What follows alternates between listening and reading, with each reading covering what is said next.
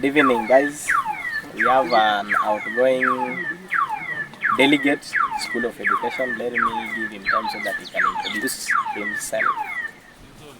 Okay, thank you for giving me this opportunity. I'm Christopher WASIKE. I'm a former delegate in the School of Education and Social Sciences. Thank you. You campaigned. Yes, I campaigned. What was your manifesto? Actually, we had to improve on many things by that time because, Alupa University being one of the growing universities, there were some few stuffs that we were to work on them. Like that time, when I came as a first year, we were really struggling because our lecture halls didn't have enough infrastructure like for the chairs, tables and other stuffs. Also in our labs we had very few equipments because, like for me, I take mathematics and physics, so during physics practicals we could go to the lab, then you find there are no enough instruments to use. And some things like that, they need students to at least interact with those tools so that they can know how to handle some practical stuff and evaluate some data. But I think we tried and communicated to the school administration and they did their best. Also, we had a high rate of students deferring because most of them were being ambushed in terms of the time limit of paying their school fees. You could find they're given a little time to try and pay their fees so that they can do their exams. But at least the administration worked on some stuff so that they lengthened the time to pay the school fees. And I think other staffs they improved and we did our best. Thank you. When you were campaigning, you had a manifesto. Yes. Did you implement all your manifestos, or there are those manifestos that remained implemented? I think when you give a manifesto, when you give a manifesto, some things, of course you cannot do all the things. Of course there are some which maybe they are yet to be done. Like for now, our university has grown. And you could see, even now you can find some students still sit outside during lectures. So those are some of the things which are long-term. There are short-term things and long-term things. So I think only the long-term things are the ones which are yet to be implemented. And I think the school administration is about to work on them. Yeah, we have hopes over the same. So I think the new government that is about to come in, they'll reinforce so that they can clear out the hot air of those stuffs. Thank you. What are some of the challenges that you faced as a delegate? Challenges were there. So first of all, for us delegates, we are the people who went to the ground to campaign to look for votes. So most of the students, they could think maybe we were the ones who had power to go to the administrations to address issues, but I can tell you for sure, in every place you go, in every organization, there are protocols. So I think our seniors who are the SGCs were the ones who could fix some of the stuff, some of the information, some of the problems we could address so that they can take to the administration. But you could find sometimes these people, they could not maybe sometimes cooperate. Cooperation was really a problem. Another thing you could find, I think it's just ignorance, because you can go to the administration, you tell some stuff to the school administration, to the dean or to the VC, then you are being told we just work on it. Then you find the thing they were to work on it, it takes time, they are not working on the same thing. Those are some of the challenges. Another thing, I worked in the academic docket actually, and there's this funding model that came, and it affected most of our first years. I think during exams, most of them had to defer because they don't even understand the model itself. So those are some of the challenges we could face, because the first year comes, you ask him or her, do you know your band? He or she tells you, I don't know. So you wonder how will you help that person. You could even ask another one, have you paid the household fee? He or she doesn't understand what is household fee. So you have to go and ask and consult first before you help that guy. But you could find most of them maybe deferred or didn't do the exams because they lack knowledge about the same. Yeah, I think those were some of the challenges. Yeah. How were you improving on these challenges? After facing a challenge, how were you taking this challenge to be as a motivation factor so that it can motivate you to keep on going? So me, I love academics, and I know each person came to this university so that we can pursue academics, because academics is the main thing. Okay, that's right. So for us, because we have our senior with the academic secretary, most of the issues we used to address the academic secretary. I thank God because our academic secretary was very hardworking. He was a man that could even listen to us. He could call these, sometimes he could call all the class reps. We merge so that they can share their issues and problems so that they can be addressed. I also thank God because most of the issues were addressed, because the first years, most of them, they were unable to get their they call what the exam cards, but they were able to be given those exam cards, the manual ones, and they were able to do the exam. So I think we tried our best through the academic secretary, and he really helped. Okay, Bwana Delegate, Mr. Chris. Yes, sir. So I also have a question. You have just said that you worked in academic dockets, no? Yes. But when we were electing you as a delegate, you had manifestos, and those manifestos were general. So what I just want you to explain, I want you to explain to us, the incoming delegates, how does these dockets are and how are they placed, so that if someone comes to ask for our votes, we know that even if he go in this docket, he can do this, or this can do this. Then second, you worked in academic docket.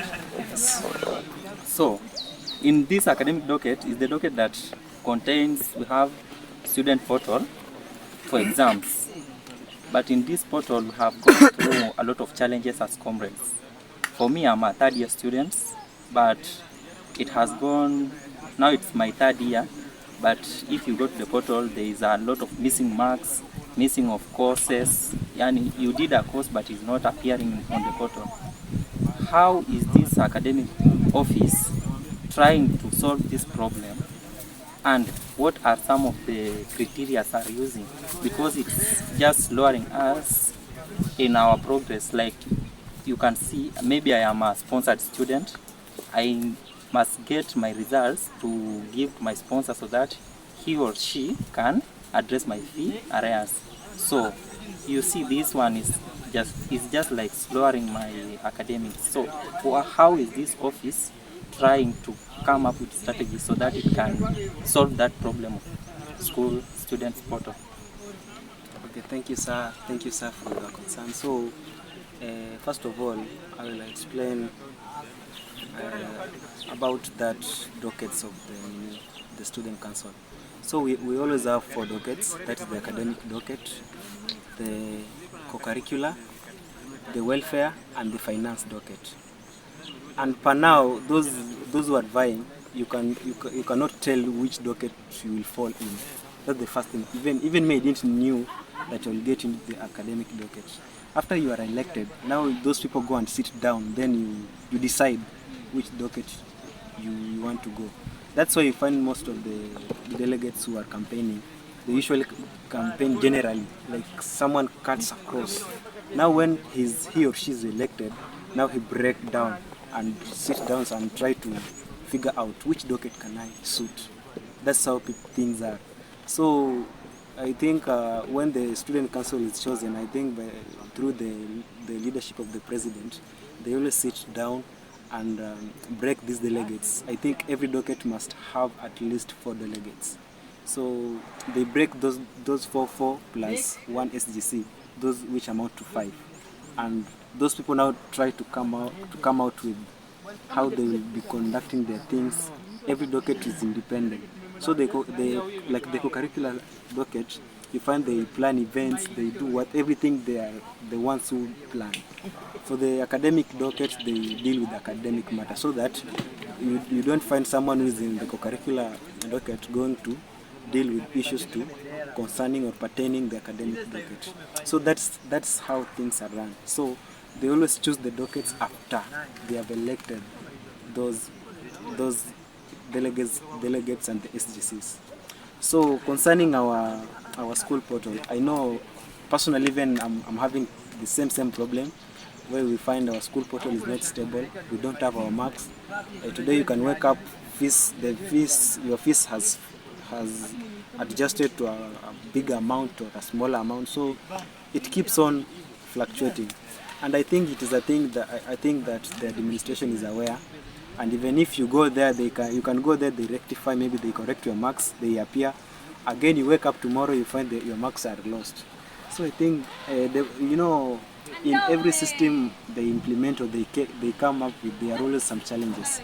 Like for our case, our portal was designed by a human being.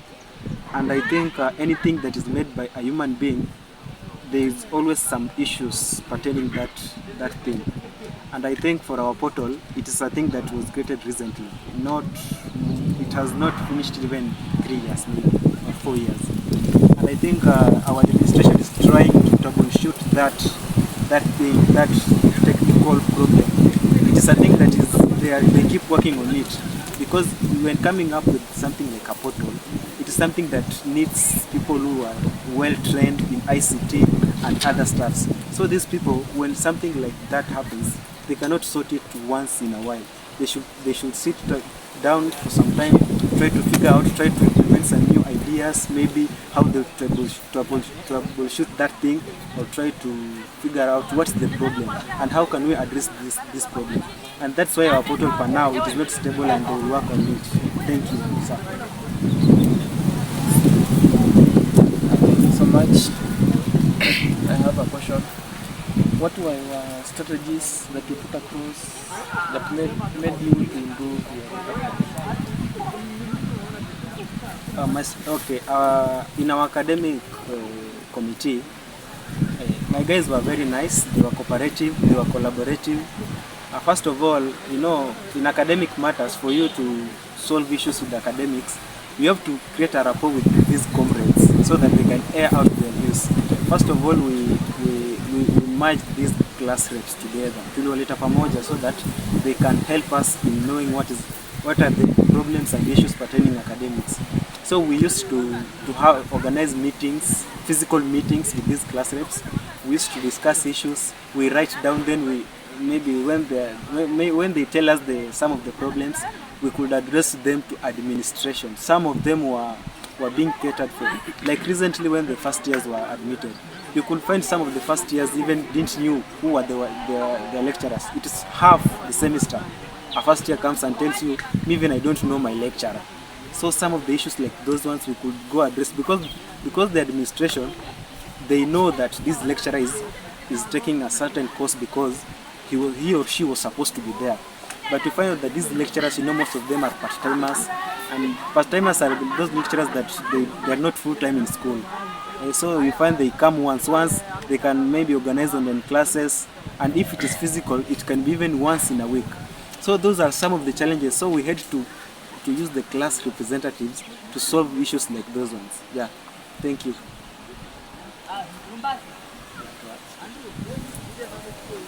Okay, Mr. Chris. Yes, sir. You have said that you as a delegate, you get minimal chances to get to the senator, to get to those meetings. Okay, but I remember, if those days when you are campaigning, you always say that we will do this, we will do this. Why do you use political language at the time that you know that what you are saying is a lie and you cannot implement it? Why do you promise us heaven on earth, but you know that you don't have the power to address the things that you are talking about as a delegate? So my concern and my question is that how are you trying to assist these incoming delegates so that they can avoid use of the language that is so sweet to comrades at the time that they know they cannot do it. So how are you trying to assist them? Because I know some of them, they have come to you for you to give them mawaida, for you to give them how they can penetrate and reach that office. So how do you go about assisting them? I think every human always make errors, and we are guided by the constitution. Okay, right? Every organization or institution has its own constitution, and even Alupe University, we have a constitution. And Alupe University was a constituent university of Moi University, and we use most of the things we use in our constitution. They reflect on Moi University's constitution, and the reason why we find it hard to go there to face the dean of the VC and address issues, because in everything we have protocols. Everywhere we have protocols. Even in the national government, an MCA, when an MCA wants to address something to the president, he or she will use some protocols. He cannot go himself or herself to address the president. He can tell the MP, then the MP tells maybe the governor. Then there are some protocols to follow. But there is the challenges that we are facing here is because you can, for example, for me, I was in the academic docket. I tell the academic secretary some problem, maybe some concern, maybe you have this concern. Then the academic secretary, maybe he ignores because he feels maybe hata akienda huko they cannot address that issue. Unaona, those are some of the challenges. So the ones that are aspiring, what I can tell them, as we tried our best, we tried our level best to bring Alupe University maybe to some place, but we did not reach that place. So for them, I can tell them maybe they should just try to promise these people, so long as when they get to office, they keep on their feet, they keep on their feet making sure that everything runs on smoothly. And I know that I think Alupe University is growing very fast, and also it needs some people who can lead. No, that's why I'm telling you, people should vote wisely, and you should vote knowing that you must vote for leaders. Don't vote for someone who can come and cost you later on. So vote for people who can come and implement some strives. And also when someone comes to campaign to you, if you're not understanding something, just try to ask him or her to elaborate. You can easily tell this person is making some sense, and you can easily tell a person who is talking things that he or she doesn't understand. Because hata mimi mtu akikuja akiniambia kitu, I look at that person and try to figure out maybe he or she is talking something that is very, very impossible. For example, there was incidents where someone was campaigning that when I'll be elected, I'll make sure that people who do supplementaries don't pay a fee. Is that possible? So some things are very, very impossible.